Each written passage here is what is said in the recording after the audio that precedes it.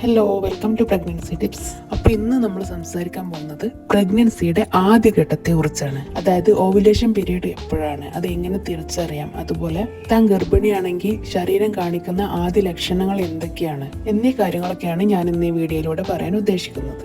ഒരു സ്ത്രീയുടെ പ്രഗ്നൻസി കാലഘട്ടം ആരംഭിക്കുന്നത് അവസാനമായിട്ട് പീരീഡ്സ് ആയതിന്റെ ആദ്യ ദിവസം മുതലാണ്. അതിന് നമ്മൾ LMP എന്ന് പറയുന്നു, അതായത് ലാസ്റ്റ് മെൻസ്ട്രൽ പീരീഡ്. ഇത് മുതലാണ് നമ്മൾ പ്രഗ്നൻസിയുടെ ഓരോ വീക്കും കാൽക്കുലേറ്റ് ചെയ്യുന്നത്. അതുപോലെ തന്നെ ഈ ഒരു LMP വെച്ചിട്ടാണ് നമ്മൾ ഡ്യൂ ഡേറ്റ്, അതായത് പ്രസവം എന്നാണെന്നുള്ളത് ഏകദേശം കാൽക്കുലേറ്റ് ചെയ്യുന്നതും ഈ ഒരു ഡേറ്റ് വെച്ചിട്ട് തന്നെയാണ്. ഒരു ഗർഭിണിയുടെ ആദ്യത്തെ 2 ആഴ്ച എന്ന് പറയുന്നത് ഗർഭം ധരിച്ച സമയമല്ല, അതായത് ആദ്യത്തെ 2 ആഴ്ചയിൽ അണ്ടം ഉൽപ്പാദിപ്പിക്കാൻ തുടങ്ങിയിട്ടേ ഉണ്ടാവുള്ളൂ. ഇപ്പൊ 28 ഡേയ്സ് ആണ് മെൻസ്ട്രൽ സൈക്കിൾ എങ്കിൽ അതിൽ 12 മുതൽ 18 ഡേയ്സിന്റെ ഉള്ളിലായിരിക്കും ഓവുലേഷൻ പീരീഡ്, അതായത് ഓവുലേഷൻ നടക്കുക. അതായത് കറക്റ്റ് ആയിട്ട് പറഞ്ഞിട്ടുണ്ടെങ്കിൽ ഒരു 14 ഡേ ഒക്കെ ആയിട്ടായിരിക്കും ഓവുലേഷൻ നടക്കുന്നത്.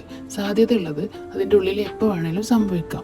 എന്ന് വെച്ചാൽ ഗർഭകാലത്തിന്റെ 2ാമത്തെ ആഴ്ചയുടെ അവസാനത്തിലായിരിക്കും ഓവുലേഷൻ സംഭവിക്കുക. ഈ ഓവുലേഷൻ നടക്കുന്ന ടൈം മുതലാണ് സാധാരണ പ്രഗ്നൻസിയിലെ ഓരോ സിംറ്റംസും നമുക്ക് കാണിച്ചു വരുന്നത്. അത് ഓരോ വ്യക്തിയിലും വ്യത്യസ്തമായിരിക്കും. അതുപോലെ തന്നെ ഒരേ വ്യക്തിയിൽ തന്നെ ഓരോ പ്രഗ്നൻസിയിലും വ്യത്യസ്തമായിരിക്കും.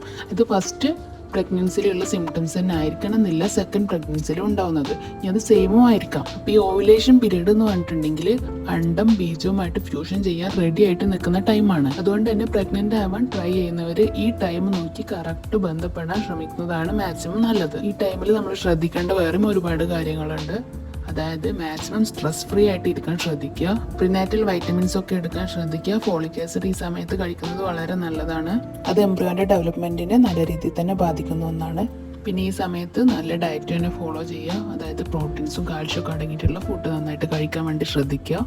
നട്ട്സ്, ഫ്രൂട്ട്സ് ഒക്കെ ഫുഡിൽ ഉൾപ്പെടുത്താൻ വേണ്ടി ശ്രദ്ധിക്കുക. അതുപോലെ തന്നെ നല്ല വെള്ളം കുടിക്കാൻ വേണ്ടി പ്രത്യേകം ശ്രദ്ധിക്കുക. അതുപോലെ ആൽക്കഹോൾ, സ്മോക്കിംഗ് ഒക്കെ അവോയ്ഡ് ചെയ്യേണ്ട പ്രധാനപ്പെട്ട ഒരു കാര്യം തന്നെയാണ്. ഈ കാര്യങ്ങളൊക്കെ ശ്രദ്ധിക്കാൻ പറഞ്ഞത് സ്ത്രീകളുടെ കേസിൽ മാത്രമല്ല പുരുഷന്മാരുടെ കേസിലും കൂടെയാണ്.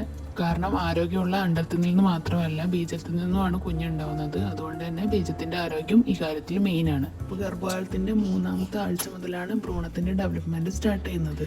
ഇനി നമുക്ക് നിങ്ങൾ ഗർഭിണിയായി എന്നുണ്ടെങ്കിൽ ശരീരം കാണിക്കുന്ന ആദ്യ ലക്ഷണങ്ങൾ എന്തൊക്കെയാണെന്ന് നോക്കാം. ഞാൻ ആദ്യം പറഞ്ഞ പോലെ തന്നെ എല്ലാവർക്കും ഒരേ സിംറ്റംസ് ആയിരിക്കില്ല ഉണ്ടാവുക, ഓരോരുത്തർക്കും വ്യത്യസ്തമായിരിക്കും. അതുപോലെ തന്നെ ഓരോ പ്രഗ്നൻസിയിലും വ്യത്യസ്തമായിരിക്കും. നമ്മൾ പ്രഗ്നന്റ് ആണെന്ന് ഉറപ്പിക്കാൻ വേണ്ടിയിട്ട് ഏറ്റവും ബെസ്റ്റ് ഓപ്ഷൻ എന്ന് പറയുന്നത് പ്രഗ്നൻസി കിറ്റ് വാങ്ങിച്ച് ടെസ്റ്റ് ചെയ്യുക എന്നുള്ളത് തന്നെയാണ്. അപ്പോൾ പ്രഗ്നന്റ് ആയിട്ടുണ്ടെങ്കിൽ ശരീരം കാണിക്കുന്ന സിംറ്റംസ് എന്തൊക്കെയാണെന്ന് 1 by 1 ആയിട്ട് നമുക്ക് നോക്കാം. ചിലവർക്ക് അടിവയറ്റിൽ പെയിൻ ഉണ്ടായിരിക്കും, അതായത് നമുക്ക് പീരീഡ്സ് ആകുമ്പോൾ ഉണ്ടാകുന്ന പെയിൻ പോലെയുള്ള ഒരു പെയിൻ തന്നെ അടിവയറ്റിൽ ഉണ്ടാവുന്നതാണ്. അതിനോടനുബന്ധിച്ച് തന്നെ ചെറിയ സ്പോട്ടിങ്ങും കാണിക്കാറുണ്ട് ചിലവർക്ക്. ഓവുലേഷന്റെ അതുപോലെ ഇംപ്ലാന്റേഷന്റെ ഒക്കെ പാർട്ടായിട്ടാണ് ഈ സ്പോട്ടിങ് കാണപ്പെടുന്നത്. പിന്നെ കാണിക്കുന്ന ഒരു ലക്ഷണമാണ് ക്ഷീണം, അമിതമായിട്ട് ഉണ്ടാകുന്ന ക്ഷീണം. അതായത് സാധാരണത്തിൽ കവിഞ്ഞ് നമുക്ക് നല്ല ക്ഷീണം ഉണ്ടെന്നുണ്ടെങ്കിൽ നിങ്ങളൊന്ന് സംശയിക്കേണ്ടതാണ് പ്രഗ്നന്റ് ആണോ എന്നുള്ളത്. പിന്നെ ചിലർക്ക് ബ്രസ്റ്റിൽ ചേഞ്ചസ് ഉണ്ടാവും, ടിംഗ്ലിങ്, അതുപോലെ ബ്രസ്റ്റിൽ ചെറിയ പെയിന് അങ്ങനെയൊക്കെ തോന്നുകയാണെങ്കിലും ഇതിന്റെ സിംറ്റം ആയിട്ട് കണക്കാക്കാറുണ്ട്. പിന്നെയുള്ള ഒരു സിംറ്റം എന്ന് പറഞ്ഞിട്ടുണ്ടെങ്കിൽ ചിലർക്ക് വജൈനൽ ഡിസ്ചാർജ് കാണാറുണ്ട്, അതായത് വൈറ്റിഷ് അല്ലെങ്കിൽ മിൽക്കി ഡിസ്ചാർജ് കാണാം. ഇത് ചിലപ്പോൾ പ്രഗ്നൻസിയിലുടനീളം പ്രസവം വരെ കാണിക്കാറുണ്ട് ചിലവർക്ക്. പിന്നെ ചിലപ്പോൾ ഇടയ്ക്കിടയ്ക്ക് മൂത്രം ഒഴിക്കാനുള്ള ടെൻഡൻസി ഉണ്ടാവാറുണ്ട്. ഒരു പ്രധാന സിംറ്റം എന്ന് പറഞ്ഞിട്ടുണ്ടെങ്കിൽ നോസിയ അല്ലെങ്കിൽ വോമിറ്റിംഗ് ഒക്കെയാണ്, അതായത് ഛർദി, മോർണിംഗ് സിക്നസ് എന്ന് പറയും നമ്മൾ.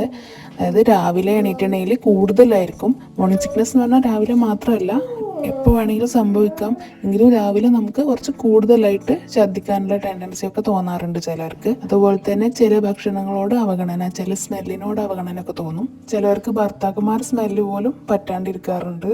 ഇതൊക്കെ ഇതിന്റെ പാർട്ടായിട്ട് വരുന്നതാണ്.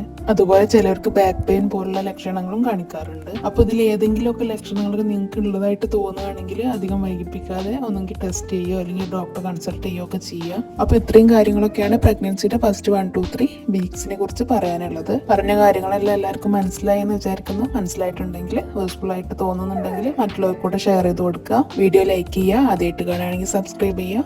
താങ്ക്